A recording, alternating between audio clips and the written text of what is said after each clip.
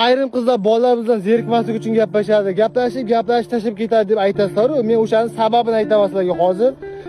Yaxshi ko'rgan yigitingiz bor, misol uchun, siz qiz bolasiz, bugun kursdoshlaringiz bilan yoki sinfdoshlaringiz bilan o'tirishingiz bor. Yigitingizdan so'raysiz, bormi, uyda o'tir dedimi? Demak, siz uyda o'tirishingiz kerak. Chunki sizga aytyapti, qizg'onadi, sevadi, atrofingizdagi bolalarga ishonmaydi, shuning uchun uyda o'tir deb aytadi hamisha. Siz uni aytgan qilmasdan bir marta bordingiz, ikki marta bordingiz, qarasangiz, yigitingiz borma desa ham boryapsiz. Nima foydasi bor ekan gapirgan deydi, bolalarda ham bor, ko'ngli bor-da. Gap o'tmayaptimi? Gap o'tmagan sari ko'ngli qolib ketaverasizdan, o'sha sevgan insondan. Shuning uchun biz ko'pincha tashlab ketamiz. Bor, nimaga? Chunki aytganimizni qilmaysizlar. Misol uchun hech qaysi sevgan inson yaxshi ko'rgan qiziga yomon bo'lsin deb aytmaydi. Tushunyapsizlarmi? Qanaqa fikrdasizlar? Kommentariy yozib qoldiringlar. Keyin bolalarni ayblaysiz o'zingcha.